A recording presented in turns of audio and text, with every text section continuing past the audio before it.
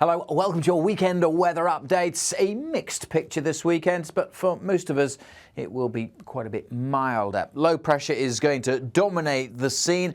This one here just slowly creeping in towards southern parts of the UK. Around it, other little lows may form, and there'll be weather fronts drifting around too to complicate matters. But the main thing as this area of low pressure moves towards us is that it will be pushing the milder air back further north. So it's already turned milder across the south, but the cold air in place across the north will gradually get pushed further north.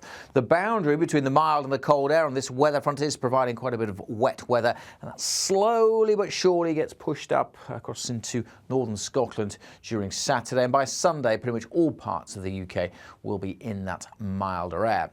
However, we're not there yet, so let's rewind the clock once more and bring it back to Saturday. Windy and wet then across northern Scotland. Snow over the hills, initially some to lower levels, but as that milder air pushes northwards, the snow will become more and more confined to the hills and mountains. But nevertheless, could be some accumulations, could be icy, certainly first thing on Saturday morning. It's going to be windy here as well, so it's going to feel cold.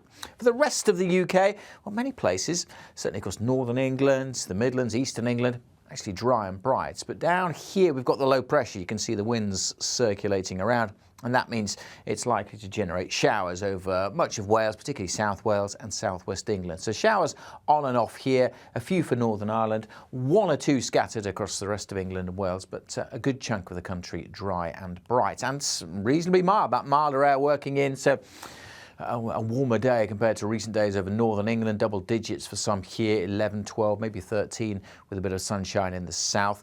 Even turning milder through central Scotland compared to Friday, but the cold air in place across the far north and feeling colder here with the wet and the windy weather, quite blustery across the northern half of Scotland as the isobars pinch together. As we go through Saturday night and Sunday, those isobars opening up here, the low pressure heading in across the south, another one developing, and these fragments of weather fronts just milling around. So it's a bit of a messy one on Sunday, and there is some uncertainty about the details.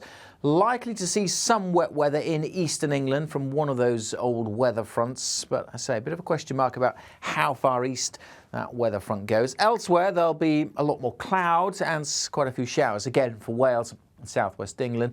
A drier day though for the Moray Firth and probably for Orkney also.